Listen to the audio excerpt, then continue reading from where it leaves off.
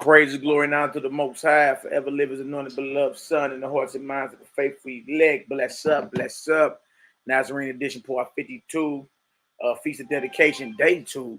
And the name of the class is Passion or Reason Over Passions. Reason over Passions. We're going to go into a commentary about the elder Eleazar and the mother and 7 sons. And, this is just inspiring our brothers and sisters to stay focused, man. And the biggest thing you need to do around this dark time of the season is not to compromise, because we see the ones that compromise during the Feast of Dedication were called wicked men, wicked women, because they were willing to compromise. They were willing to go against their convictions, go against their beliefs, go against the entire code that the Most High had raised us or had ordained from us. And they start making covenants with heathens. They start making covenants with heathens and all that. You dig? So y'all climb on in. Give me a Yahoo if I can be heard. Bless up. Bless to all you brothers and sisters in the chat. Hit the thumbs up, like button, share button, and let's eat. We're going to talk about how you're supposed to stand on your strong convictions. You understand? Reason, meaning your strong beliefs, over passions, the fear of death. About to talk about it. Y'all climb on in. We ain't showing no videos today. We're going to get right to it. Quick chop session, day 2 of the Feast of the Dedication. Praise and glory now to the Most High, forever live as another beloved Son. And y'all asking why we doing it on this date and not a couple weeks ago. It's because we go by the 364-day calendar mentioned in first book of Enoch, the book of the heavenly luminaries, mentioned in Jubilees, the 6th chapter, and also the Dead Sea calendar, all testify to a 364-day solar calendar. You understand? So you may see where our feast may be like 2 weeks after a majority of Israel. It's all good. They don't, that rattle you a certain way. You can always ask a question on why we doing what we doing, when we doing. But we about to go into this. Today we're going over reason, your belief, over passions. All right, the passion in this case represent the fear of death. You understand? And we're going to go into 2nd Maccabees. We're going to go into Eleazar and the mother of 7 sons. And then we're going to end it with a commentary out of 4th book of Maccabees, talking about how strong Eleazar and the mother and 7 sons stood, how they stood up, how they went hard for what it is. And righteousness is immortal. Remember that. Because the fact that that brother, that elder, and the mother and her 7 sons stood so hard for what it is they believe, and they didn't waver off of it. 2,300 years later, we still talking about it. You understand? So we all got to cross that threshold of death eventually. Only thing that matters is what you leave behind, your legacy. All right, what's gonna be said about you? All right, you got to the end and you pulled back. You got to the end and it was just like, yeah, let me, because you was afraid to really stand on what it is that you believe. You know what I mean? Like, did you get to the end and go harder, or did you get to the end and pull back? That's what it come down to. So I see y'all in the building. Hit the thumbs up button, like button, share button, day 2. Let's go ahead and eat. Let me share my screen real quick. Let me share my screen. I got my brothers in the building, Nehemiah in the building, Rock in the building. Bless shalom, up. Shalom, family. Praises, glory, and honor to the Most High. Look at the big homie in the back. Him in the back. All right. So we're going to read all of chapter 6 of 2nd Maccabees, and then we're going to read all of chapter 7, and then we're going to get into the 4th book of Maccabees. Let me make that a little bigger for y'all. Indeed. What you say, Yazafit? I am legendary. That's right, brother. That's right, y'all. This is what it's about. All right, especially during this dark time of the year, people get talking about their mama biscuits and, that so-and-so made me a plate, so I'm going to come on over. And no, we set apart. We totally different than what the world is doing. And don't be afraid to tell somebody that, like, nah, baby, I'm a brew. I don't do none of that. I don't do, well, what's a brew? Well, you're so romantic. No, I'm not a Roman. I'm not romantic. I'm brewmatic. You understand? Yo, be a gentleman. I'm not a Gentile man. You understand? I'm one of the Most High's chosen vessels. I'm not no gentleman or Gentile man. I always share with people, they say, I just say this, I don't celebrate holidays. Yeah. And then, it propels them to have a question. Celebrate. I celebrate holy. Yeah. Yeah, there you Want to go a go. little farther? I go a little farther. Yeah, how far you want to go with it? I have a shirt on now that says legendary. That's what's up. I got you. I got you. All right, so look, we're gonna start off right here. We're gonna get into it. Abundant blessings to all you brothers and sisters in the chat. All right, day 2, FOD, Feast of the Dedication. All right. And we're going over reason over passions. All right, we starting the second Maccabees 6. Show you how real this was. All right. Let's get it done. You want to read something, Rock? Okay. All right, let's get it done. Start at 1. Start at 1. Let's get. All right. Second Maccabees, chapter 6. Chapter 6, verse 1. Mm-hmm. Not long after this, the king sent an old man of Athens to compel the Jews to depart from the laws of their fathers and not to live after the laws of God. You see, so this is what it all come down to. All the diddly-do neighbors, the smiling, and the loosen up a little bit. The whole thing is to persuade you, and Athens is Greece, to persuade you, Yahudim, to depart from the Most High's ways. You understand? And not to live as the Most High has called you to live. That's the whole end game with all of it. All right, you looking at Hellenization as if, or Greek culture, Roman culture, like it's good. It's not all good. The end game is that. All right, verse 2. What does it say? Verse 2. And to pollute also the temple in Jerusalem, and to call it the temple of Jupiter Olympia. Wow, that's where you get your Olympics from. So, you know, this is not the temple of the Most High, it's the temple of these Greek gods. Jupiter, Olympius. What else? And that in garrison of Jupiter, the defender of strangers, as they did desire that dwelt in the place. Forcing their way of living on us, bro. Go ahead. Verse 3. The coming in of this mischief was sore and grievous to the people. Go ahead. For the temple was filled with rot and reveling by the Gentiles who dallied the harlot. They was dealing with hoes up in the temple, bro. Look at this. But so the temple was filled with heathens. Right. Now, you know, for those of us that understand, the temple now represents your body, the anatomy of man. Exactly. You understand? So understand that you got harlots, you got Gentiles and their worships and everything. If that is your mindset, for instance, like your average African American today, you understand? If the temple of the Most High is your body, all right, and he has the mind of a heathen, you understand, dallying with harlots, then he has made himself an enemy to the Most High.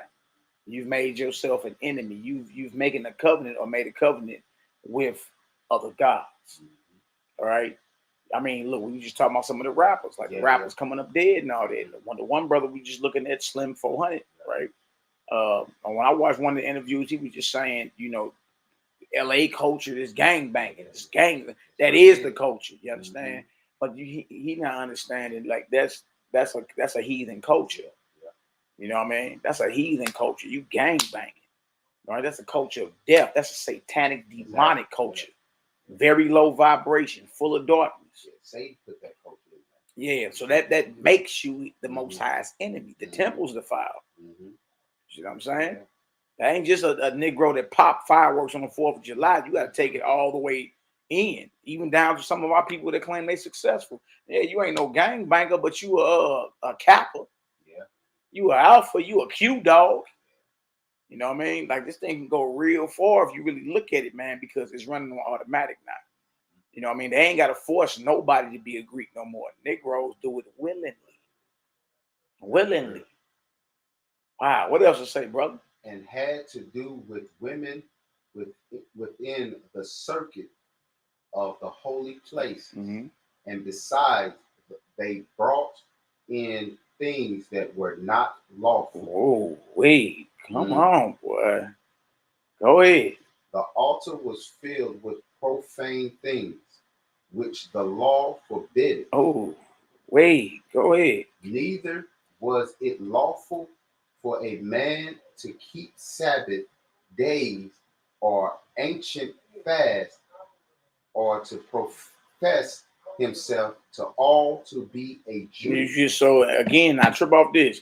You say, well, no, that ain't happening now. I would disagree with you. It's just running on automatic now. Right. You don't know nothing about the Shabbat. You don't know nothing about the ancient fast or feast. You don't profess yourself at all to be, you know what I mean, a Yahudim or Israelite. You say, I'm a blood, I'm a Crip. Right. You know what I mean? I'm a Mason. Right? I'm a Kappa Alpha Q dog. You understand? So what they were forcing on our people back then is running on automatic. They don't gotta force it on you. Saying you're a Baptist, you're Episcopalian, a Methodist, right? All these extra little things that you claiming, right? Everything but who you really are. All right. Again, the name of the class is Reason Over Passions. Go ahead, Doc. Verse 7.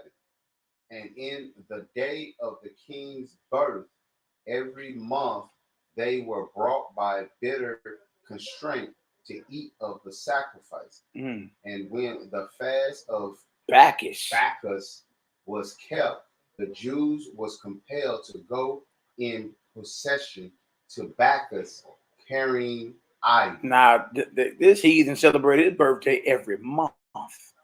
He forced it. And in the day of the king's birth, every month. Right. They were brought by bitter constraint to eat of the sacrifices. The king is looked at as a god. So he just brought his own little doctrine. Every month you about to praise me. Every month you about to praise me and eat this food that I'm preparing. You see that? And when you get into the Bacchus leaf and all that, you're looking to it. Majority of the leaves show up as the heart symbol that people pump today. You think that's the heart, but your heart and your chest look like a fist. Yeah, the Valentines and all that. That so-called heart symbol, that's a Bacchus leaf. You feel me? So there are a few symbols out there that show it to be that heart symbol. All right. Go ahead, Hebrew. Verse 8.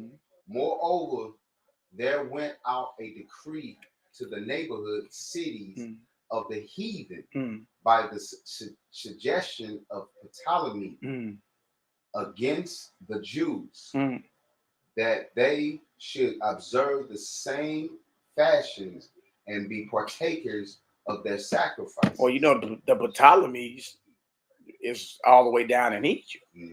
Yeah. Right? You saluted them as over the Israel and Syria and all that. So this thing spread all the way down into Egypt. The Israelites that was living in Egypt had to come up under this Greek Hellenization as well by the suggestion of Ptolemy. You know, so that shows you Jews was around everywhere. Yes, absolutely. All up under the Greek Empire that Alexander started. That was divided up under his 4 friends or 4 generals. Ptolemy had Egypt. See, so that's how we know, by the suggestion of Ptolemy. You see what I'm saying?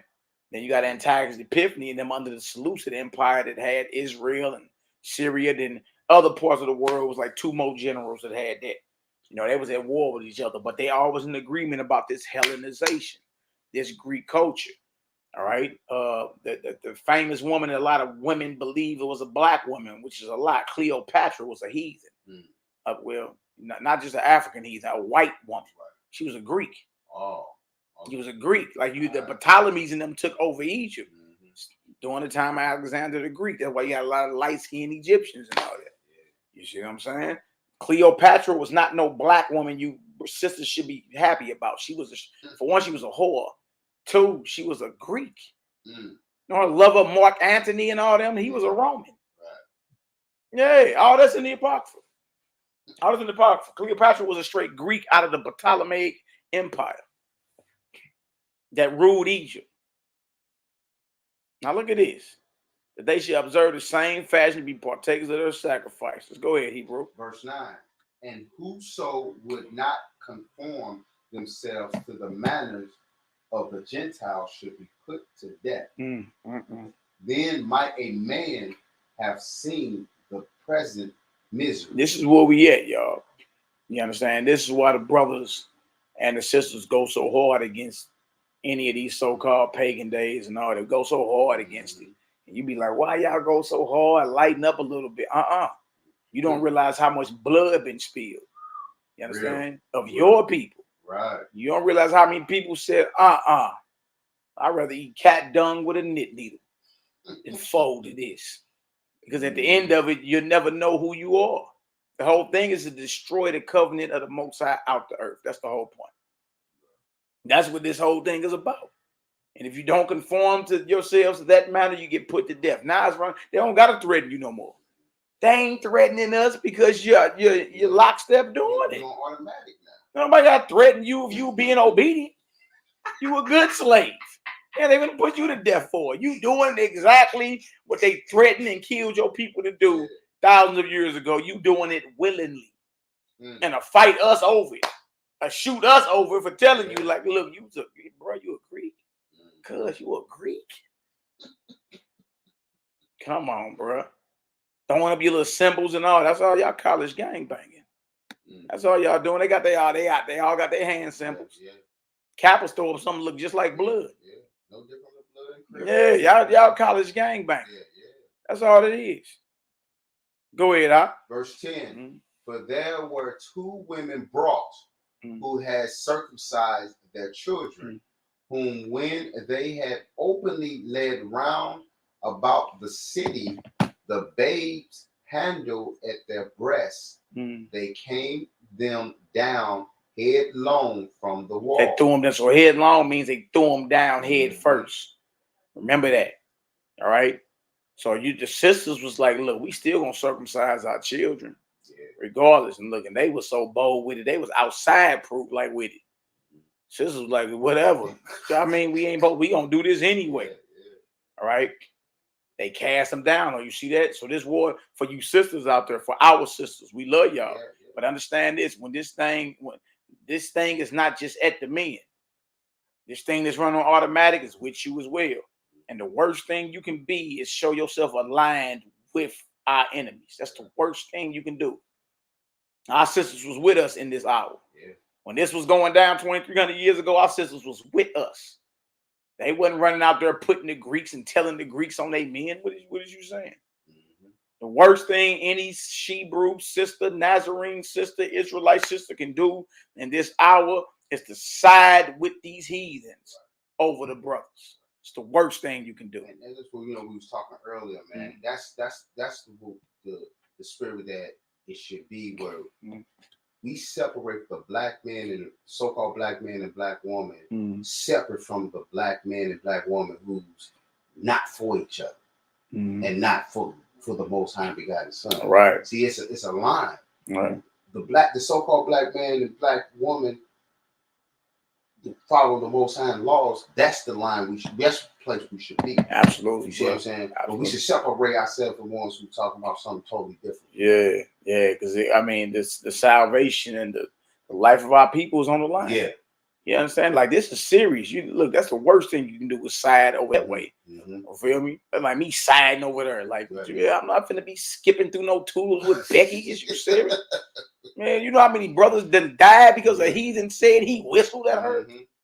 And it was a lie? Like, what is you saying? Like, we just gonna forget all this? Nah, I'm good. I'm not even trying to deal with no. I don't care how much the sisters is bow leg in the shoulders, and sometimes they get on our nerves. You know what I mean? Whatever, it's a challenge, whatever. But I ain't went through nothing that had me like I ain't messing with no black woman no more. Cause I know brothers hurt like that. You know what I mean? It's sisters like that out there. Black women. It's black women like that.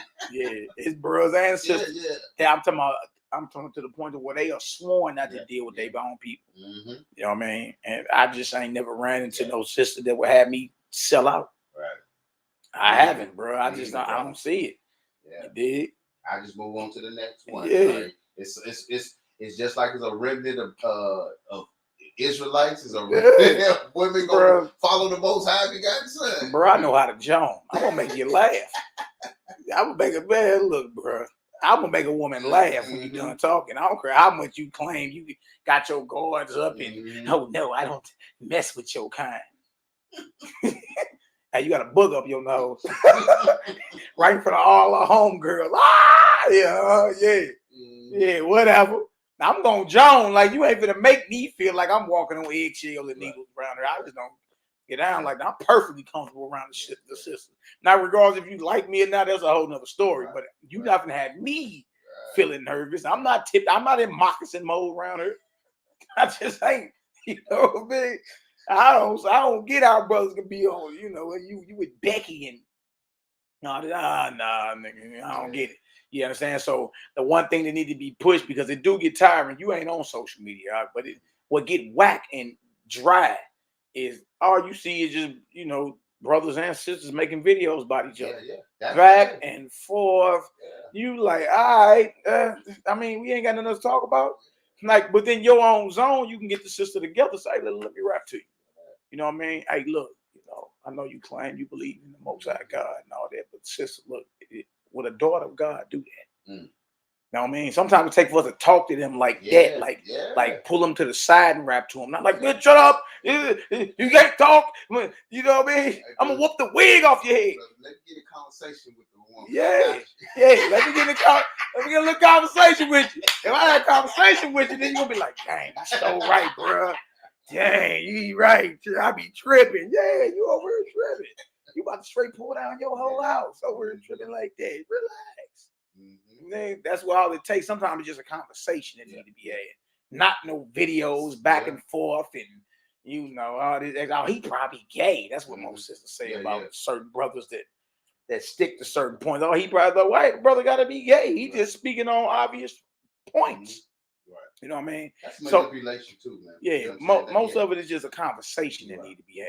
You know what I mean? What is you doing selling out on the other side for? I don't get that. Yeah. You know what I mean? What ain't been a challenge for us since we've been here in Babylon? Yeah. Everything's been a challenge. That's what we grew up. That's in our culture. Right. Ain't nothing been smooth for us. It's always a hurdle to jump over, ain't it? It's always a mountain to climb. Right? It's like that even with your relationships and your marriages. It's always going to be that. So get past it. You know how to resolve to get past it. But you know what I mean? You shouldn't be on the other side. You know what I mean? Like you remember the movie Get Out? They had old boy. What took his mind, didn't it? What had his golf sweaters on? I think that shit for real, man. I think that shit for real. This bro had his golf sweater on. Oh, bro. Hey, bro. Oh, man. I think brothers and sisters have lost their mind when they deal with somebody outside you know, our people, man. Yeah. They lose their spot, their soul, man. Like, hey, you be looking at you like, you don't look good. You don't even look the same. Yeah, my name's Farnsworth Bentley. I run a mutual fund over here. Like, yeah, look, dog. Come on now. All right. What else we got? Verse 11. Yeah. And others that had run together into caves nearby to keep the Sabbath day secretly, being discovered by Philip, were all burnt together. Philip, that's his father? Nah, this is a whole nother 50. This year is later. Okay. And let me start that over. 11. And others that had run together into caves nearby to keep the Sabbath day secretly, being discovered by Philip, were all burnt together because they made a conscience to help themselves for the honor of the most sacred day. Look at that. So why is it so much violence against your way of living? He ain't doing that with nobody else. Something about the covenant the Most High made with you Israelites. You understand? They got people so inflamed they're willing to fry you alive, to burn you. You see? And for us to lay down in this late hour and have this run on automatic, and for us not to address it, like, hey, look, Hellenization is going on, man. You understand? No, the Hebrew man belong with the Hebrew woman. Period. You understand? I mean, if that's, you know, if that don't float your cup of tea, you can exit stage left. But we gonna take a hard line stance on that. You understand? Hey, listen, bro. I say this: if the black man and black woman, you know, so-called black man, black woman ain't together, it ain't of God. I like that. You know, feel some type of way about that. I like that. I'm gonna put that on a t-shirt. Put that on a hoodie. You know, feel some type of way. You know what I'm saying? But that's my stand on that, bro. Get some thought-provoking Let's get it going. What else we got? Verse Come on. 12. Now I beseech those that read this book that they be not discouraged for these calamities. That's right. Because you about to read about some horrendous acts that happened to us. Right? And that's why the name of the class is Reason Over Passions. Because when death on the table, you could easily say, okay, I give up. I was just thinking times out. I was just playing. Or you'd be like, I'm about to go even harder. Calamities are coming. What else to say? But that they judge those punishments not to be for destruction, but for a chastening of our nation. That's all it is. You got to look at it like that. And it's hard to look at it like that sometimes. You know what I mean? The Most High chastens those he loves. Right? Now, again, so a chastening, it's impossible for Israel to get out the situation we're in right now without some chastening coming. You got to get corrected and measured for what you did. You done went off. Thousands of years you've been going off. You understand? And the fact that the Most High don't destroy us totally shows his love. You understand? But you ain't going to get up out of this without some type of chastening. Yes, you're going to get your rear end woe out. Yes. You understand? You done departed from your maker. You done departed from the Almighty. So what make us think we won't be chastened beyond this? This? A righteous father see a child doing all, you go off. Yeah, hey, I got a righteous father. Hey, bro, I gotta come holler at you. What did you want? You know, man, you know I love you, boy, but hey, get yourself together. All right, what does he say? Verse 13. For it is a token of his great goodness when wicked doers are not suffered any long time, but forthwith punished. Yay! It's a token of his great goodness when wicked doers are not allowed any long time. Punished. That's a love. Yeah. Now watch this, verse 14. For not as with other nations whom the Lord patiently forbiddeth to punish. Yeah, he'll take his time punishing the heathen nations. He get right on Israel top though, like you know better. You supposed to be in my image. That's how it should. I love you. What is you doing? Get on your top quick. Man. And you go talking about it ain't fair. And he let them heathens, boy, build themselves all the way up. It be high and slippery. Shalom, sister. It be high and slippery, and then they come tumbling down. You feel me?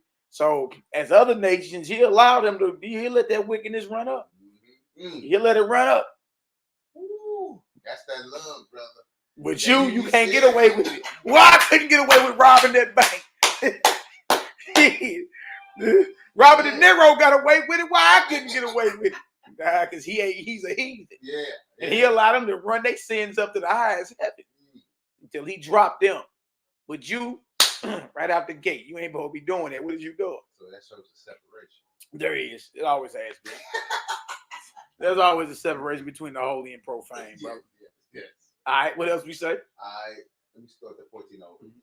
For not as with other nations whom the Lord patiently forbiddeth to punish till they become to the fullness of their sins, so dealeth he with us. Yeah, straight up. Go ahead. Lest that being come to the height of sin, afterwards he should take vengeance of us. Just like he gonna do the heathen. Because their sins come to the height. As soon as we get to tripping, Right. 16, go ahead. And therefore he never withdraweth his mercy from us. And though he punished with adversity,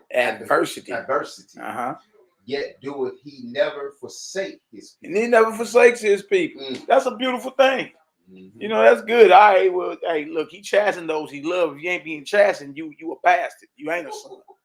So the fact that he get on you quick and you can't get away with the stuff that he didn't get away from, you should be saying, okay, that means I'm chosen then. I can't get away with what they get away with. I tried. It didn't work. He cracked his knuckles on me like, hey, you want some more? You want some more? I don't want no smoke. You don't want the Most High crack some knuckles on you, boy. You crack them knuckles like you through. You want some more? Nah, I don't want no smoke. I get it. I learned my lesson. I learned my lesson. Verse 17. But let this that we had spoken be for a warning unto us. And now will we come to the declaring of the matter in a few words. In a few words. Went over some of this yesterday about Eleazar. All right, let's read. What is it? Eleazar, verse 18. Eleazar, one of the principal scribes, an aged man and of a well-favored countenance, was constrained to open his mouth and to eat swine's flesh. Wow. So they're about to make him eat this pig meat. Go ahead. Verse 19. But he, choosing rather to die glorious than to live stained with such an abomination, spit it forth and came of his own accord to the torment. Yeah, he said, I'm gonna die gloriously. Yeah. Show me where the torment. Take me on over to the torture rack. Yeah. I'm not even a pump fake, which I don't know how to pump fake. That's real. That gotta be real, bro. It knows it's to die gloriously, not to die in vain. And how you know he died gloriously? 2,300 years later, you're speaking about it. Salute. Righteousness is immortal. That was so good for that. Yeah, righteousness is immortal. Go ahead. 20. As it behooved them to come that are resolute to stand out against such things as are not lawful for love of life to be tasted. They're not lawful for the love of life to be tasted. Meaning just because you want to live a little while longer does not give you the right to go against what's lawful. To go against what the Most High said because you want to live a few seconds longer. He said it's not lawful for the love of life to be tasted. We're gonna live a little longer to not follow. They're gonna kill you anyway. As soon as you sell out, they're gonna kill you. And you lost your crown. Like at that point, once the enemy got you, he got you. It ain't no negotiating. He just seen if you gonna break. As soon as you break, put a bullet in his head and bring the next one in there. I knew he was faking next. Yeah. You see what I'm saying? No, you might as well go all out. You might as well go on out, huh? 21. Knock you anyway. Yeah, you going down after that. They're gonna let you live? For what? Verse 21. But they that had the charge of that wicked feast for the old acquaintance, they had with the man taken him aside, besought him to bring flesh of his own provision, such as was lawful for him to use, and make as if he did eat the flesh, taking from the sacrifice commanded by the king. They want him to pump fake. Exactly. They want him to pump fake. Yo, we'll know you didn't sell out, but they won't. Nah, bro. Good name is better than gold. Hallelujah. You gotta take that to the grave, right? You understand? We got too many sins stacked against us to be pump faking. And like you say, he's an age-old man, so the young soldiers look at that. Yeah. Right. And then think about it. He's 90 years old. How much longer you think he got to live anyway? Exactly. You mean you finna let him live? Nigga, I'm about dead. I'm liable to be dead tomorrow anyway. I'm out of here anymore, bro. Some 90 years old. We'll let you live a little while longer, man. Look, I'm already on borrowed time. Man, I'm already on borrowed time. What you mean let me live a little while longer? Nigga, I'm 90.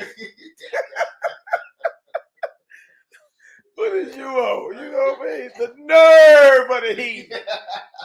The nerve of the heathen, man. Verse 23. But he began to consider discreetly, and as became his age and the excellency of his ancient years and the honor of his gray head, whereon was come, and his most honest education from a child, or rather the holy law made and given by God. Therefore he answered accordingly, and willed them straightways to send him to the grave. He said, send me to the grave. That need to be all our answer when it come down to compromising and going against our power, man. Nah, send me to the grave, no deal. He said he answered accordingly. Yeah. You understand? He wasn't jacked up in his mind and all that. He wasn't double-minded with it. He didn't say that like, send me to the grave, please. I take the grade for 200. Now, he said that with some confidence. Right. You understand? Because that's how you got to come against Greek Hellenization and the Roman culture and all and this heathen culture. But you got to come against that with just as much fire. Send me to the grave. Look at them right in their face. He ain't studying cloud patterns when he say that. Send me to the grave. They got to know how serious you are. Like that. He ain't playing. Yeah, I served you back. Now you got to deal with that. Because how do you deal with somebody who ain't afraid of what you putting on the table? Can't deal with somebody. That brother's free. He ain't in bondage to fear. The Most High ain't gave us a spirit of fear. See what I'm saying? That a brother like that is not in bondage to fear. If he look you right in your face, say, send me to the grave. You understand? Yeah. I'll die before I pump fake with the Lord, with the Most High. That's how you gotta be. And that's how you build up that spirit and that faith and that courage to war against this madness. Especially during this dark time of the year. Everybody all sad. Man, look, I ain't sad or depressed about nothing. Happy y'all, I don't even do that. I don't know what you're talking about. What do you do? I'm glad you asked. That's simple. You dig? That's a brother that has been set free from the bondage of fear. Satan don't have him. For him to tell the niggas that's torturing everybody, send me to the grave. How about that? I make this easy on you. I make it easy on all of us. Send me to the grave. I like that. Yeah. Let's make it easy for everybody. Yeah. Just send me over You might as well go ahead and send me them ways. So I don't even know what y'all might as well be talking Chinese arithmetic. I don't even understand it. Right? Yeah. 24. Go ahead. For it becometh not our age, says he, in any wise to dissemble, whereby many young persons might think that Eleazar, being 80 years old and 10, were now going to a strange religion. You sure you wasn't about him? You didn't receive anything for self alone. It was about the youngsters. And that's how we should live. All this it ain't even about it. It's about the generation coming up behind us, man. That's it. Because what they gonna think, saying, hey man, that pops and flipped. Granddaddy flipped. Ooh, You understand? All that blood on your hands. The end of a thing is better than the beginning of it, man. All that blood on your hands because you say, oh, okay. And I know I didn't sell out, but the crowd thinks you did. You understand? Oh, nah, bro. Good name better than gold. You got to keep that. And that's the word on the street. Hey, pops flip. That's when it come down. No, man, man, he was a good dude. I mean, I heard all that, but the end of the matter said he flipped. So everything you claim he did don't even mean that no more. That's how real that get, bro. Look, never let them take your crown. You got to stand on that. Stand on your square, die on it. That's what it come down to. Rest of that don't matter. You know what I'm saying? Renounce your beliefs. Hey, you might as well I'm gonna make it easy for you. Let's make it easy for everybody. You might as well go ahead and put that shotgun to the back of me and blow this big old chrome dome to smithereen. I don't know what to tell you. I don't even speak the language you're speaking. What is you saying?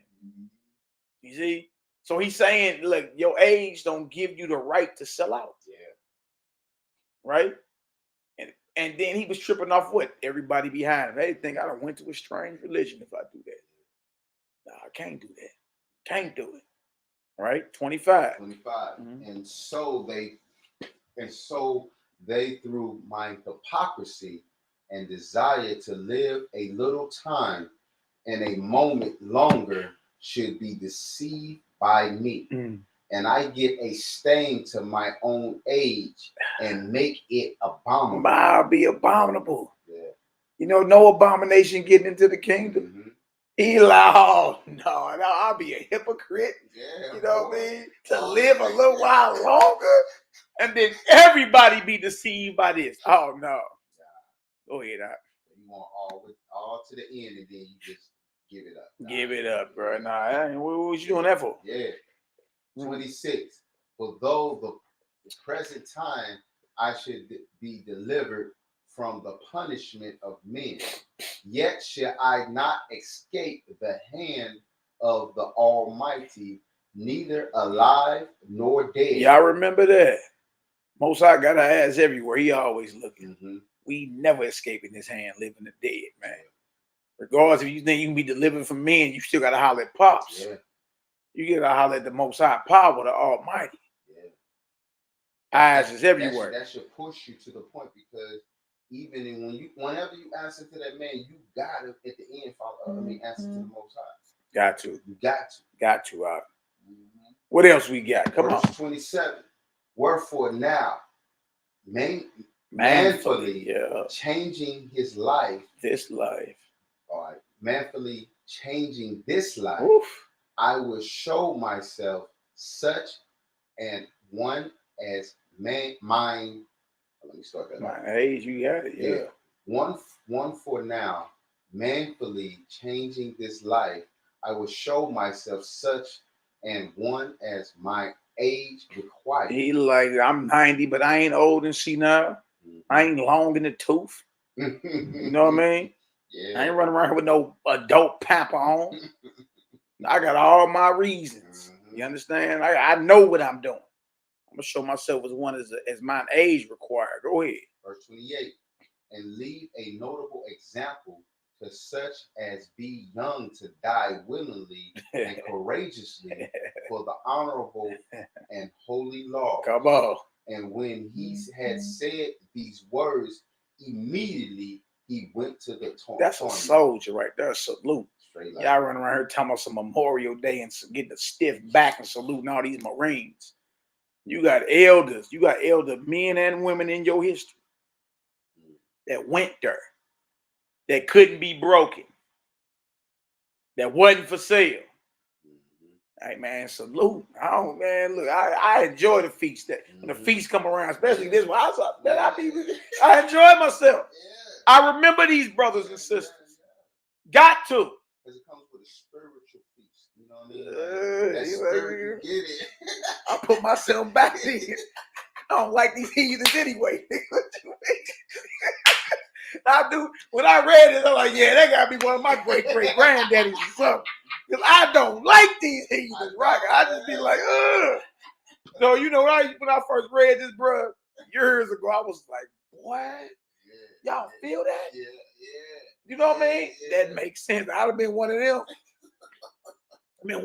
Like, yeah, all right, whatever. Like, look, if I was captured, I'd have been one of them. If I wasn't captured, I'd been one of them bros waging war against y'all. Guerrilla warfare. Like, that's why this is the perfect feast for me. I'm just keeping it real with you. Because if I didn't get detained by these heathens, bro, I'd have been right next to Judah Maccabee and them waging war. Who we taking down next? Yeah, what did you talk about? He say died willingly and courageously, bro. Went to the torment. Verse 29. They that led him changing the good, will they bear him a little before into hatred, because the foresaid speeches proceeded as they thought for a desperate mind. They like this. So about this. These Greek tyrants who invented new ways to kill you. They said, what this man on is crazy. A desperate mind. This man is crazy. Right. Ain't no breaking him. Yeah. Ain't no breaking him. Yeah. So in this sense, who really got the power? And you got these cats invented new ways to kill. And you got a elder brew in his 90s telling you, send me to the grave. I ain't even finna pump fake. It's about the shorties out there I raised up.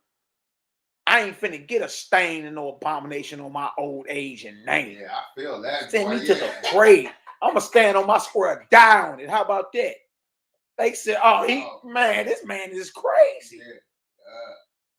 Yeah, you feel that? Hold on to it. That's what you need to wage war against this wickedness, man.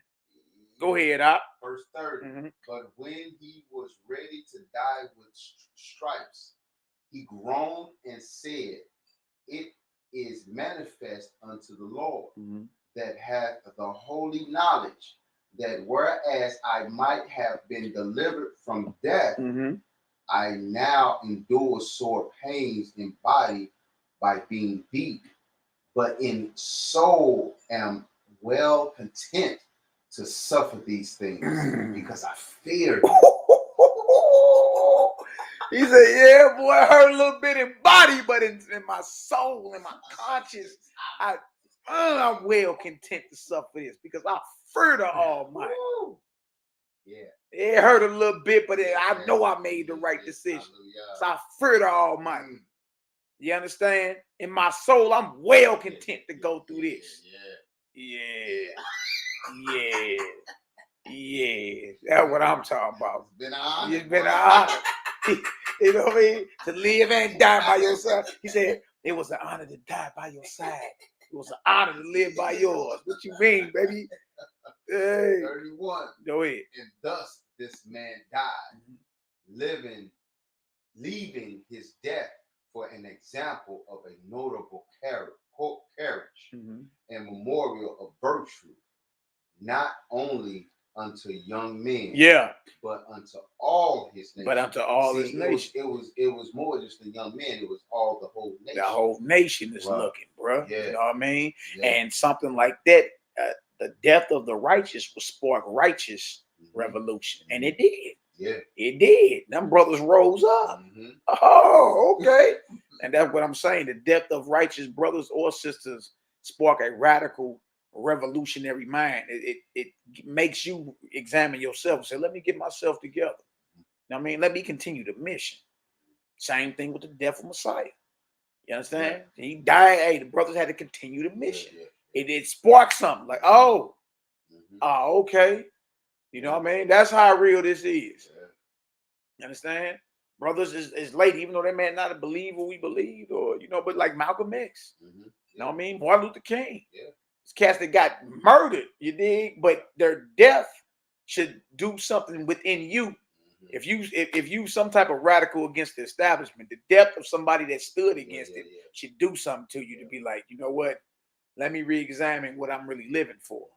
You know what I mean? And where my priorities at. How about I continue the mission? You understand? Same thing with again, nobody that believe what we believe, but Muammar Gaddafi over Libya, his death sparked some. You understand?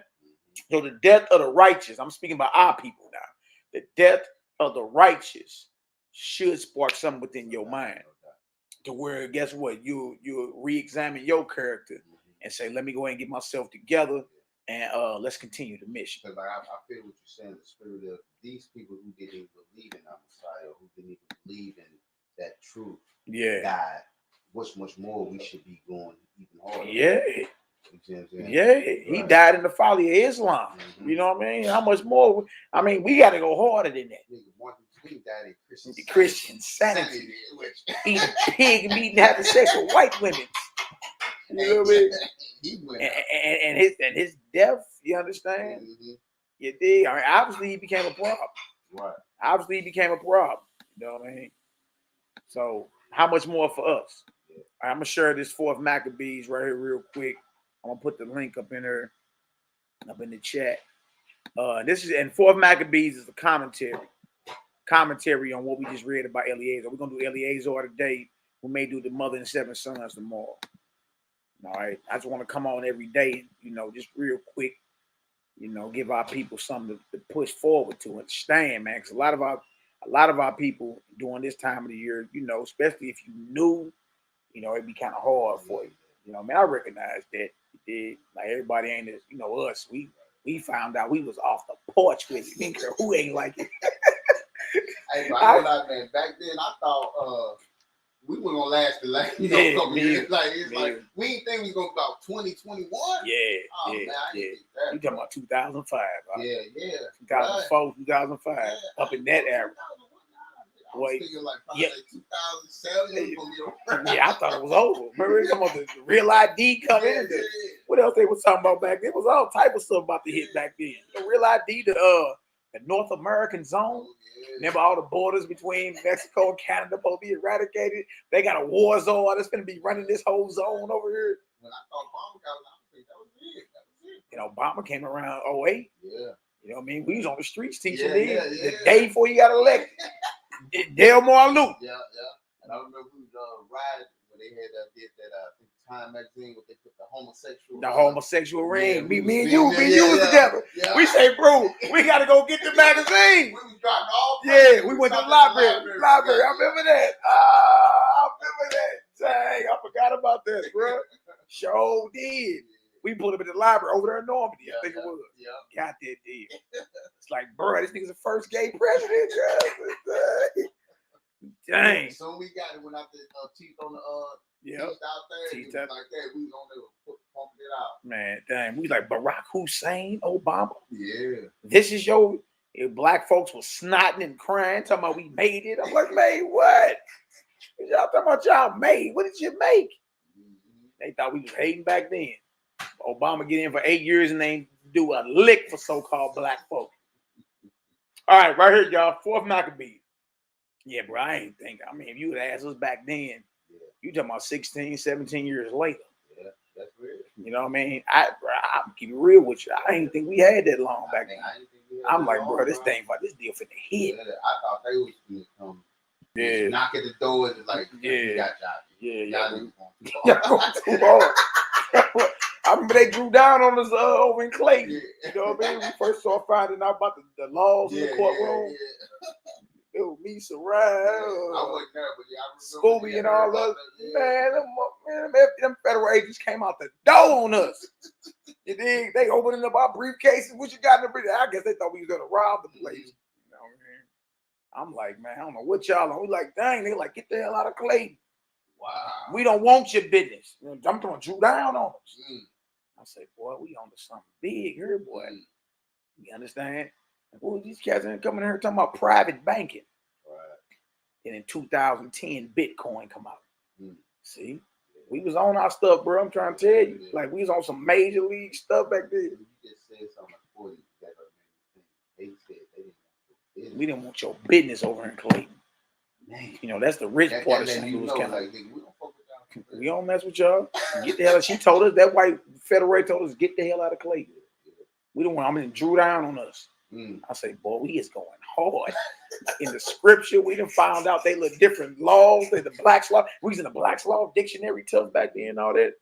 You know what I mean? We know that we know the illusion and the agenda they doing in the courtrooms. We know how they floating our prisoner bonds out here. All of it out. We going so hard then. You did. I did. That's why I'm like, I'm supposed to be 17 years later. You dig? Hey, we still banging. You know what I mean? That's the most high calling the shot. We don't call it. Exactly, yeah, exactly. So this right here is 4th Maccabees on the supremacy of reason, the 4th book of the Maccabees, or on the supremacy of reason, a comparative translation by Trent R. Wild to comfort the families of modern martyrs. Look at this. All right, to comfort the families of modern martyrs and to strengthen the faith of the martyrs to be. Look at that. Copyright 2015. All right. I'm gonna read some of this. This deal go hard, y'all. All right. And then we're gonna get into the actual, there's a commentary on Eleazar, what we just read. All right. We're gonna close out, then we're gonna come in tomorrow, most high willing, and we're gonna read about the mother and 7 sons, and then read the commentary on that one. All right. All right. This is the ancient work known by some as 4 Maccabees, and by others as on the supremacy of reason, is a writing unlike any other. Of the plethora of texts which have survived to us from the period of the Second Temple, Judaism, 515 BC to 70 Common Era. This discourse is unique in its approach and singular in its aim. It predominantly tells of the experience of the Maccabean martyrs who died for their faith under the tortures of Antiochus Epiphanes. Their story is not related as a mere datum of the past, but is vividly portrayed with all the solemnity and respect due to such an awful scene. The events described are among the most appalling to have ever taken place in the history of this earth. Yo, people. But from amidst the terror shines bright beams of hope and glory. Reason is upheld as the key to the martyr's victory and the rule of every passion. In publishing this translation, it is our hope that the principles and faith for which these martyrs died might become those by which you live. What? Man, look, I'm like, I read, I'm like, oh yeah, we gotta bring this out tonight, bro. In publishing this translation, it is our hope that the principles and faith for which these martyrs died might become those by which you live. Yeah, what you really standing on. What principles and faith you really standing on. Wow. Oh, wait. You never died, you live. That's you live. You live. Death ain't nothing but a transition for the righteous. Righteousness is immortal. Righteousness is immortal.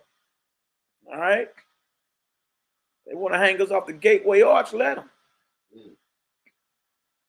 All right, let me read some of this right here. You never die, you live. That's right, bro. Being about to demonstrate a word which is especially philosophical, that is, whether devout reason is sovereign over the passions. I counsel you to give heed to the philosophy, for this word is necessary for all who would attain knowledge, and in addition, it includes the praise of the highest virtue. I mean, of course, sound reasoning. If then it is evident that reason rules over those passions which hinder sound judgment, namely gluttony and lust, it is also clear that it rules over the passions that hinder one from righteousness, such as malice, and those that impede courage, namely anger, fear, and pain. How then, some might perhaps ask, if reason governs the passions, does it not rule over forgetfulness and ignorance? Their attempt to speak this way is ridiculous, for reason does not rule its own passions, but those that are opposed to righteousness, courage, and soundness of mind, and it is not for the purpose of destroying them, but so that one may not yield to them. We cooking now, right? We cooking. I could prove to you from many and various examples that reason is dominant over the emotions. But I can best demonstrate it from the noble bravery of those who died for the sake of virtue. Eleazar and the 7 brothers and their mother. For each of these, by disregarding sufferings that bring death, demonstrated that reason rules over the passions. On this anniversary, it is fitting for me to praise for their virtues those who with their mother died for the sake of noble character and goodness. But I would also call them blessed for the honor in which they are held. All people, even their torturers, admired their courage and perseverance. Even the ones that was killing them, Rock was like, dang. And they became the cause of the downfall of tyranny over their nation. And they became the cause of the downfall of tyranny over their nation. By their endurance, they conquered the tyrant. And thus their homeland was purified through them. Dang, see, the depth of the righteous should purify your mind. I shall have an opportunity to speak of this shortly. But as my custom is, I will begin by stating my main principle, and then I'll turn to their story, giving glory to the all-wise God, all-wise power. Oh, wait. Oh, wait. Oh, wait. If you're getting some understanding so far, give us a 7 up in the chat. Oh, we rock. It's going down. All wise God, man. All right, let's get into some of this. We got 7. Okay. All right, our inquiry accordingly is whether reason is sovereign over the passion. Let us evaluate then. Just exactly what reason is and what passion is. How many kinds of passions there are, and whether reason rules over all these. Now, reason is a way of thinking that with sound logic prefers above all else the life and word of wisdom. Now, wisdom is the knowledge of divine and human matters and the causes of these. This, in turn, is education in the law, by which we reverently learn of divine matters and of human affairs, both to our advantage. Now, the various forms of wisdom are sound judgment, righteousness, courage, and self-control. Now, the various forms of wisdom are sound judgment, righteousness, courage, and self-control. Yeah. Sound judgment is supreme over all these, since by means of it, reason rules over the passions. The two most wide-ranging sources of passion are pleasure and pain. And each of these spring up from the psyche, the mind. A large retinue of passions attend both pain and pleasure. Thus, desire precedes pleasure, and delight follows it. Fear precedes pain. Fear comes before pain, and sorrow comes after. Anger, as a person will see by reflecting on how this experience has touched him, is a passion which embraces both pleasure and pain. In pleasure, there exists even a malicious propensity, since of all the passions, it is most multifaceted. In the psyche, it is boastfulness, love of money, thirst for honor, love of contention and spite. In the body, indiscriminate eating, gluttony, and eating greedily. We ain't supposed to eat like the Greeks, huh? Sure, Like, boy. say the love of their content is like you like to fight and have a confrontation all the time. Yeah, So yeah. the heathen love it, Israel stay away. Look at it. It says, in pleasure, I'm more than 25 it. In pleasure, there exists even a malicious propensity. Since of all the passions, it is most multifaceted. Pleasure is the most multifaceted passion. In the mind, in the psyche, pleasure, it is boastfulness, love of money, thirst for honor, love of contention. That's pleasure for a lot of people. Boy, love to keep shit started. Love to keep it started and going. Hey, boy, that ain't real. Yeah, and spite. In the body, pleasure is indiscriminate eating, gluttony, and eating greedily.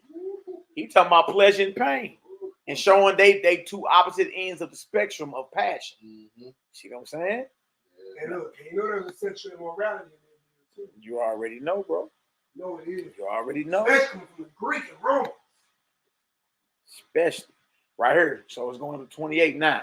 It says, therefore, just as pleasure and pain are, as it were, two branches growing from the body and the psyche, likewise, there are many offshoots from these passions, each of which the master cultivator, reason, weeds and prunes and ties up and waters and thoroughly irrigates, and so tames the forest of inclinations and passions.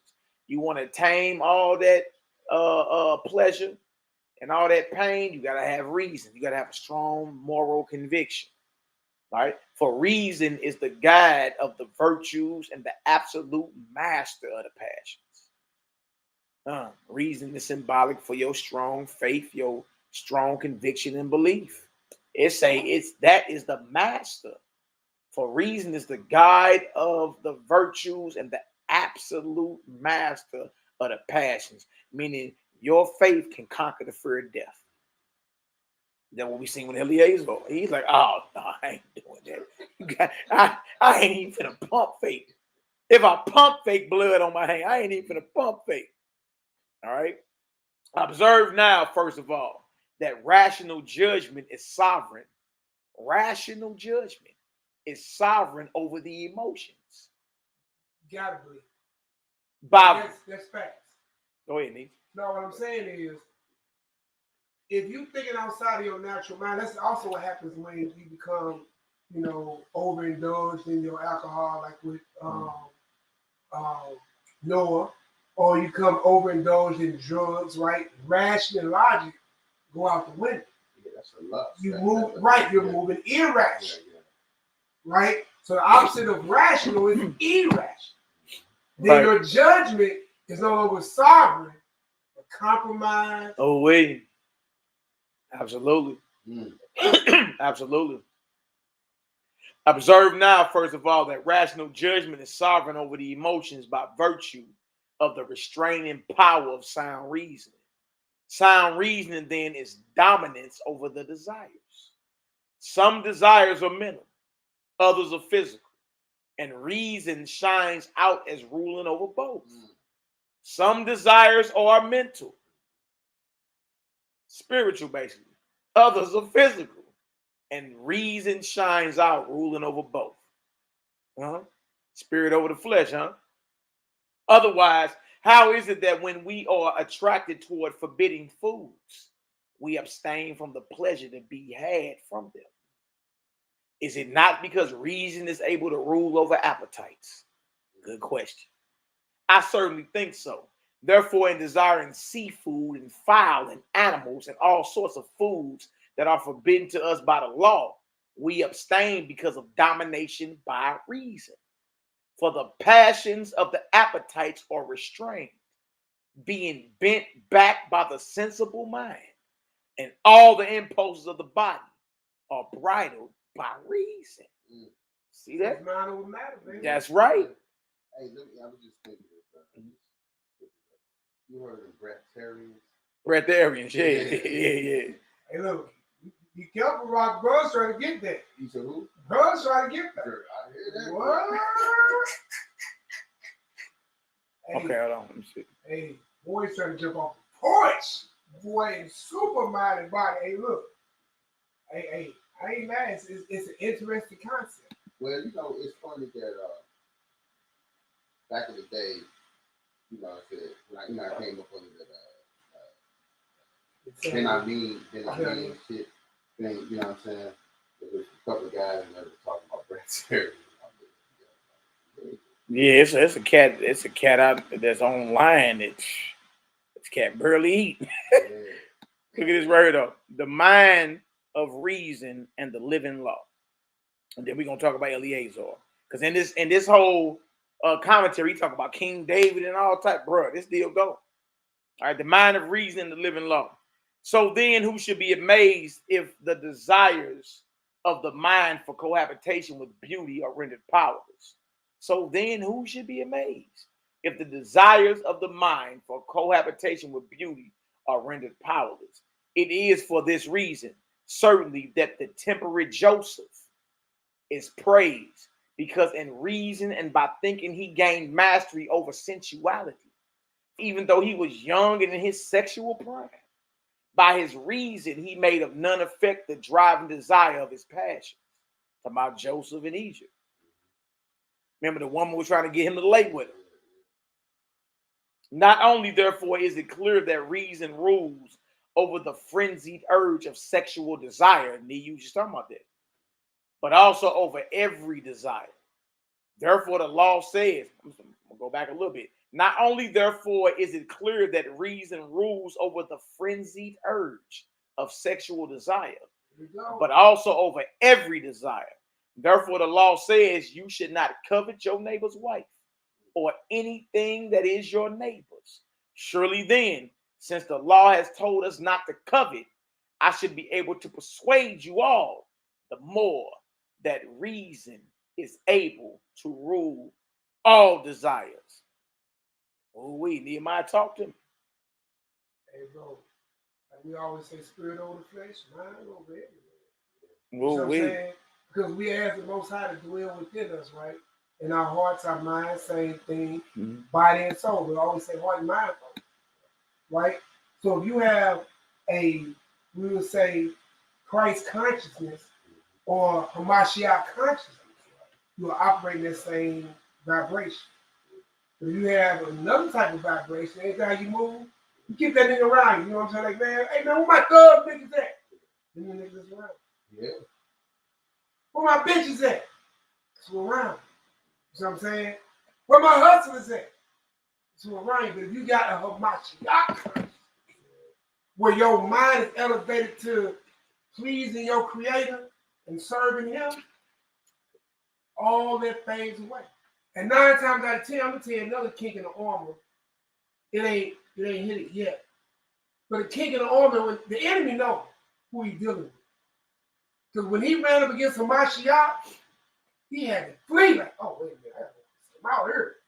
Hey, the way this man is moving, bro, when you read them Clementine homilies, and bro, when you read that, and when Satan ran up on Christ, and that temptation of Christ, and he took him to the mountain and all that, because he know I can give a man, I can tempt a man in his flesh, and I can gain him.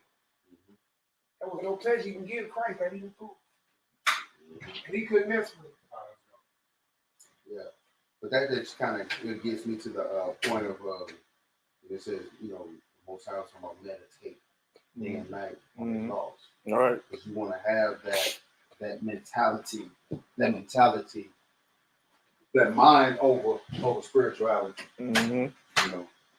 You gotta have a Hamashiach. Listen, we all should move to a place where our mind and our movements represent that very move that Hamashiach did. What I was saying, and I apologize for the dog getting knocked over, but is that when he ran up across Hamashiach, bro, he knew the type of man he was.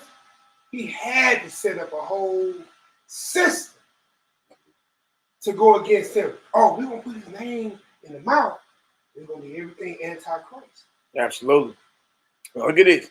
Even so it is with the passions that hinder one from righteousness. For how else could it be that one is habitually a selfish eater, a glutton, or a drunkard could be educated differently, unless reason is manifestly the master over the passions? Therefore, a person, for example, when living by the law, even though he be a lover of money, his way is constrained to lend to the poor without interest and to cancel his debt when the 7th year comes, Jubilee. And if one is greedy, he is brought under the rule of the law through reason, so that one neither gleans the harvest nor gathers the last grapes from the vineyard. Ooh, wait. Watch this. Watch this. Likewise, in all other matters, we can perceive that reason rules the passions, for the law prevails even over affection for parents. So that virtue is not abandoned for their sakes. It rules over the affection for one's wife, convicting her for breaking the law.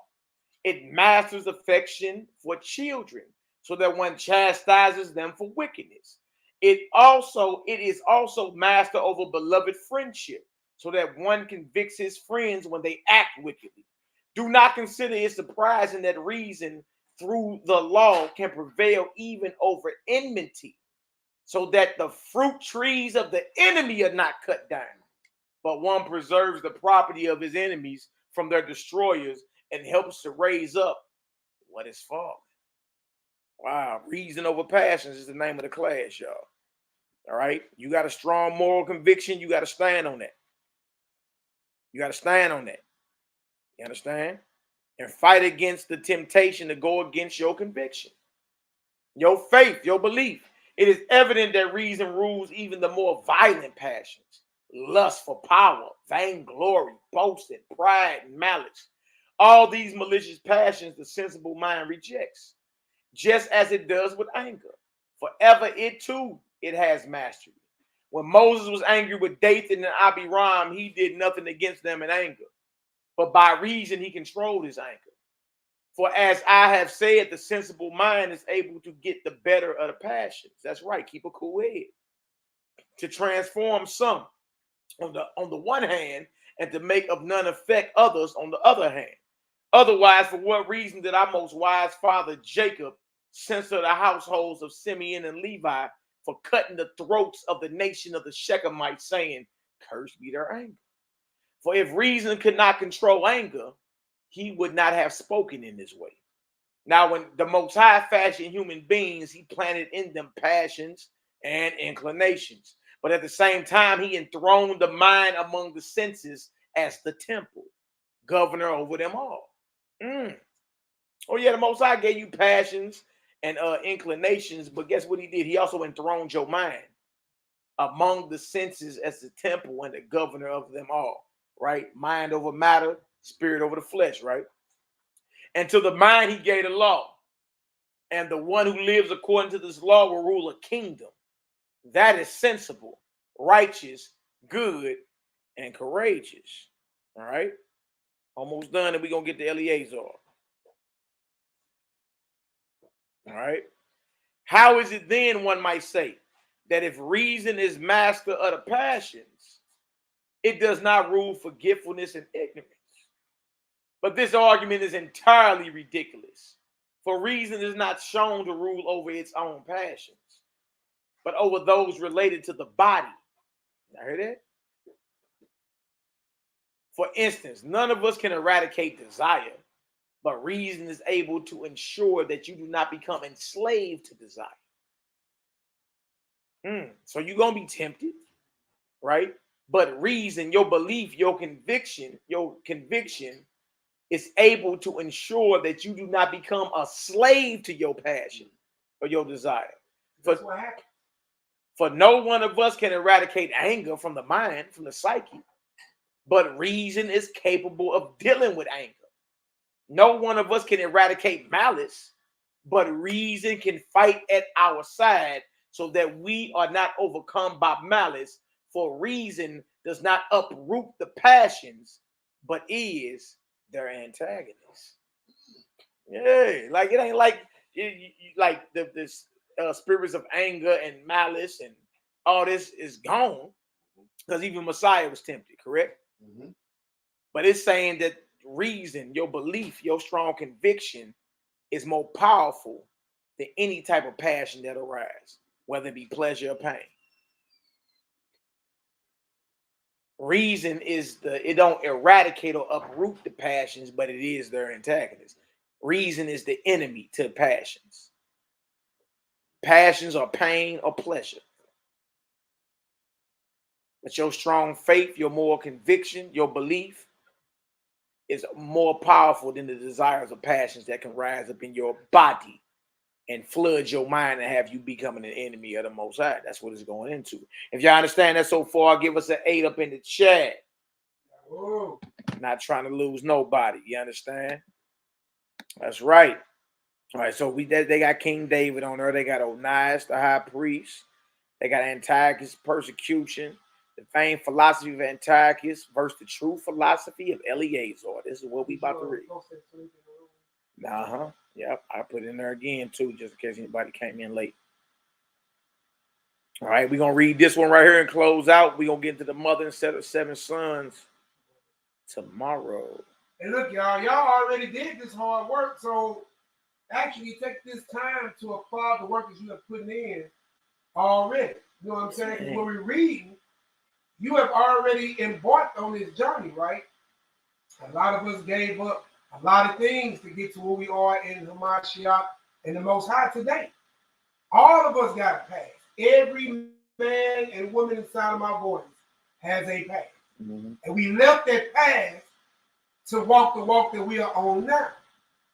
So again, your reason can overcome your passion. Absolutely. To be a hustler, to be an ex-tripper, to be an ex-dope fiend, to be an ex-killer, to be an ex-whatever you were. I ain't here trying to find nobody, you know what I'm saying, business out. I'm just saying, you are walking proof of what we're reading. So walk in the newness during this piece of dedication and keep dedicating your body to the Most High with a renewed mind, a renewed spirit, and with a newer understanding that before this, that reminds me. With every temptation, he already gave you a way to escape. With every temptation that you can bear, Christ was tempted. Now, well, that's Christ, man. That ain't man. He's Christ. Well, a lot of Israelites were tempted and then tempted. You know what I'm saying? Eleazar, one of them. There you go. Read. Now, we read over his martyrdom. We read what he had to go through. We about to read his eulogy, like we had his funeral. Y'all see that? That's cold. How this thing work out. They straight got the elder eulogy in her, big dog. Hey, I can hear him. Dang. What's the last word we got to say about our elder, man? Hey, let's read his eulogy. Let's read the eulogy and call it the night, brother. Hey, we're here at the funeral or the repast of our elder over 2,300 years ago. Soldier Eleazar, 90 years old, and refused to pump fake. So where his name is still spoken of today. Millennium later. Hey, righteousness is immortal. Boy, that was my saying yesterday. So guess righteousness is immortal. You never die, bro. You never die. We threw that out there yesterday, boy. I jumped on that. When they couldn't die, when they couldn't die, like it was just warriors. Oh yeah, you talking about Highlander. Highlander. Yeah. Duncan McLeod. Yeah, McLeod. What y'all know about that, boy? I used to watch that back in the day. Yeah. When you saw another one, they spirit like Oh man, it gotta go down. It can only be one.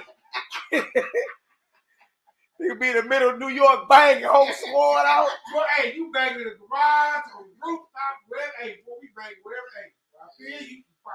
All right, so let's read the eulogy of our great, a million times great grandfather. Hallelujah. Eulogy concerning Eleazar. Hallelujah. Hallelujah. Boy, a joyous feast. That's right. Hallelujah. For like a most skillful pilot, the reason of our father Eleazar steered the ship of holiness over the sea of the passions. And though buffeted by the threats of the tyrant and swamped by the mighty waves of tortures, in no way did he swerve.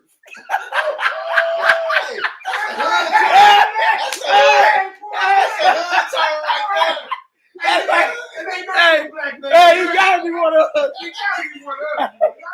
In no way did he swerve. That's an old school. You couldn't give us a warning. Hey, if y'all put this eulogy already, y'all put this eulogy, give us a one up in the chat, baby. In no way did he swerve. Man, that's an old school word. I know that's an old school St. Louis word. But that's an old school Hey, bro. Oh man, we got ones in the building. All right, so I'm going to start from the top. For like a most skillful pilot, the reason of our father Eleazar steered the ship of holiness over the sea of the passions. And though buffeted by the threats of the tyrant and swamped by the mighty waves of tortures, in no way did he swerve. In no way did he swerve the rudder of holiness, even until he sailed into the haven of victory over death. Ooh. Wait. No city besieged with many ingenious war machines. No city besieged with many ingenious war machines. Bars has ever held out as did that most holy man. Although his sacred life was consumed by tortures and racks, he conquered the ones who besieged him with the shield of holy reason. For in setting his mind firm like a jutting cliff, our father Eleazar broke the maddening waves of the passions. O priests, worthy of the priesthood, you neither defiled your sacred teeth, nor profaned your stomach, which had room only for reverence and purity, by eating unclean foods. O man in harmony with the law and philosopher of divine life. Such should be those who are administrators of the law, shielding it with their own blood and noble sweat and sufferings, even to death. You, Father, firmly establish our observance of the law through your endurance unto glory. Unto what? Glory. Unto what? Glory. Woo! And you did not abandon. The holiness that you praise. But by your deeds, you made your words of divine philosophy credible. Oh, aged man. Oh, what? Aged man. Mightier than torture. He called himself mightier. Mightier than torture. Oh, wait. Brian never heard words put together like that in my life. I ain't never heard nobody ever call mightier than torture. Oh, wait. You hear me? I got you, baby. Hey, read mine too, bro. Read mine. Read mine, bro. What you talking about, son? A man call like this, yeah. I mean, hallelujah. Yeah. Oh, aged man, mightier than torture. Oh, elder, more vigorous than fire. Oh, supreme king over the passions, Eleazar. For just as our father Aharon, armed with the censer, ran through the multitude of the people and conquered the fiery angel, so the descendant of Aaron, Eleazar, though being consumed by the fire, did not turn from his reason, Most amazing indeed, though he was an old man. His body no longer tense and firm. His muscles are relaxed. His sinews feeble. He became young again. He became young again. By the Spirit through reason. And by reason like that of Isaac, he prevailed over the many-headed torture. Oh man, of blessed age, and of holy gray hair, and life of lawfulness, whom the faithful seal of death has perfected. Hold on. Let's get the rest of it. And this deal go hard, huh? Boy, I never read a Eulogy Eleazar before, boy. If therefore an aged man despise tortures even to death on account of holiness, it cannot be denied that holy reason is ruler over the passions. It's an old man, 90 years old. What excuse you got to sell out? Because he did. If therefore an aged man despise tortures even to death on account of holiness, it cannot be denied that holy reason is rule over the passion. Some perhaps might say, not all have full command of their passions, because not all have insightful reasoning. But as many as turn to holiness with their whole heart, these alone are able to rule the passions of the flesh.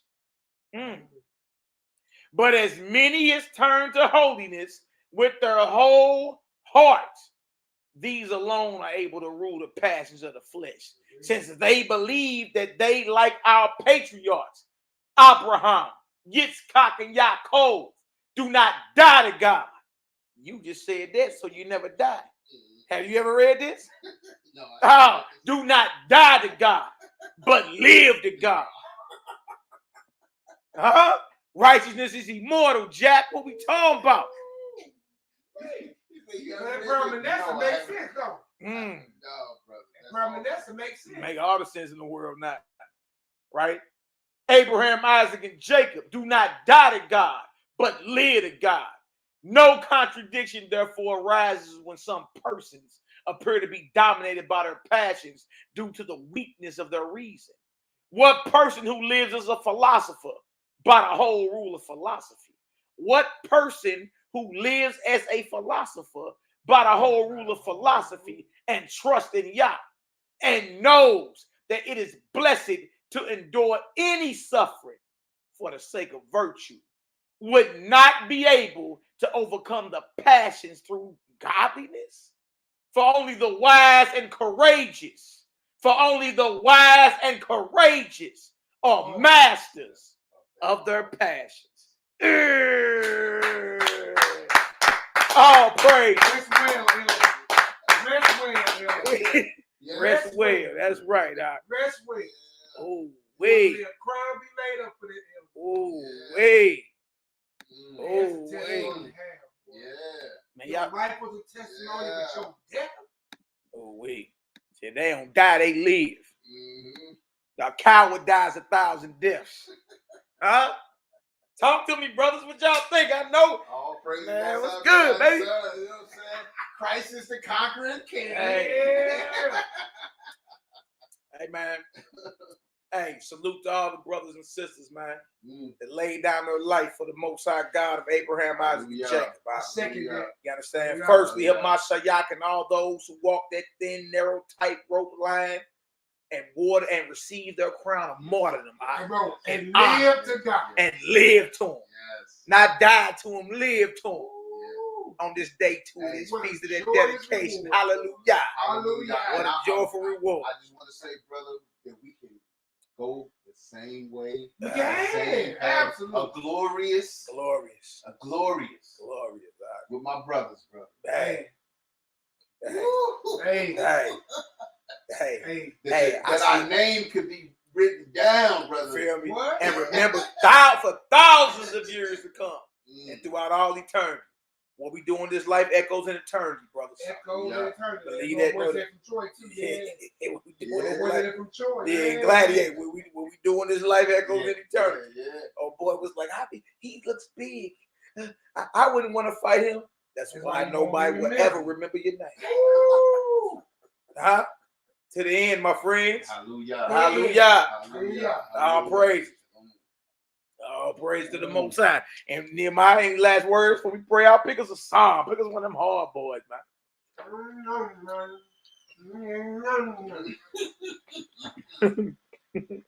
I'm like, you come behind Eleazar, bro. real, I'm already here. That eulogy hard, boy. We're gonna get into 7 sons and all that tomorrow, boy. Dang. Let me post this right here so y'all can pull the link up. That's what I was reading out of. We read Psalms 3. Read right into it. We read 1 and 2 and then 95. I mean 121 again. Yeah. 1, 2, and Psalms 121. That eulogy went hard out. That's running to my spirit. That's gonna be from my spirit. Man, hey. That's what I'm saying. I already know it. Bro, do you imagine how we instantly would have died for the streets and the dirt back in the day? How much more for your Elohim? That makes sense. But he ain't have the tainted story. So we got tainted stories. We all do. You know, because we so far away from who we are. I don't blame nobody for being messed up. I understand how you got it. You was born in it, raised in it, fed it. You know what I'm talking about? So if you reach to a place where you are today, you need to be thinking the Most High and be extra on the point. Then he woke you up. You just talk about the slim form thing, like we just watching thing on him, and just seeing how that's how it's a blessing that we came up out of that. You see what I'm saying? His own people killed him. But see, the thing of it is just seeing those videos is showing how that warrior spirit that the Most High, you know, that it's built in us. Just think if it's for the Most High and it's of only begotten Son for the, you know, the soldiers from Him. You know what I mean? So we have, you see those so-called Bloods and Crips or whatever you want to call, you know what I'm saying, whatever.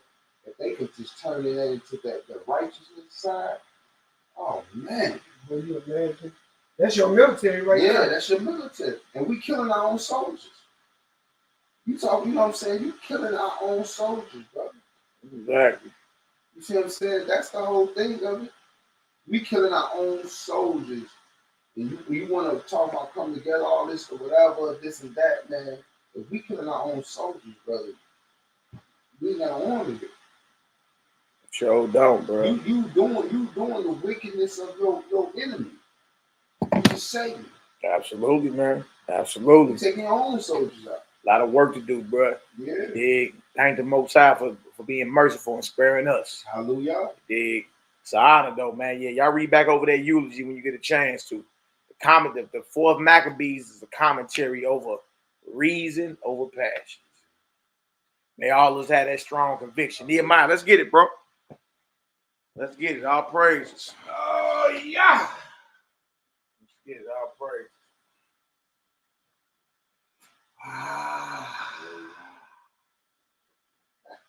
Yes, sir. Boy, I feel good. Bro. Me too. Hearing that type of eulogy there, boy. Yes, sir. Boy, get you some glory. Get some glory. That glory, YAH'KI. That glory.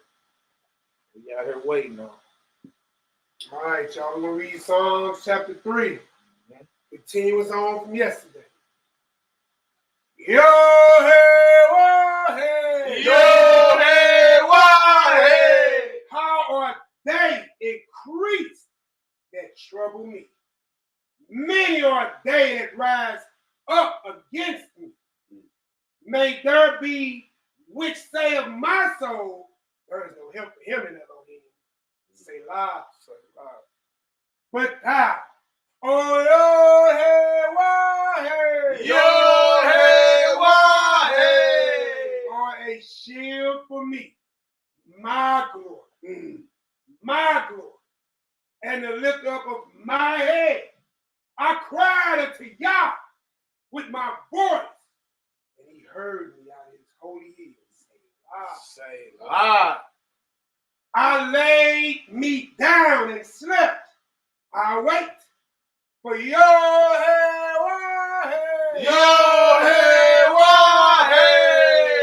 Sustain me. I will not be afraid of 10,000s of people that have set themselves against me round about. Arise, O Yah. Save me, O my Elohim, for thou hast smitten all my enemies upon the cheekbone. Thou hast broken the teeth of the wicked. Verse 8. Salvation belongeth unto YHWH'S. YHWH'S. Thy blessing is upon thy people. Hallelujah! Say that!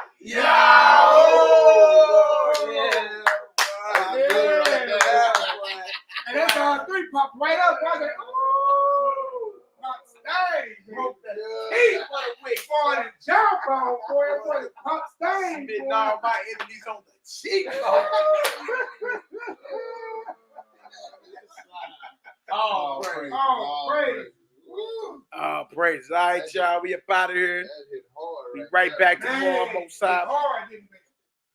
Right back tomorrow, Mosai willing. Y'all go back and look at that eulogy of Eleazar. Somebody in here like this probably got to be the best eulogy ever. Hey, bro, it's the best eulogy ever. Straight up. All praise and glory now to the Most High. That's right, cutting up annotated apocrypha. Yup, it's in there. Absolutely. All praise and glory now to the Most High. We up out of here. Love y'all indeed in truth. Strap up the tackle. Y'all stay focused. You understand and remember, reason over passions. All right. Mind over matter. Spirit over the flesh. Belief over bullshit. We up out of here, y'all.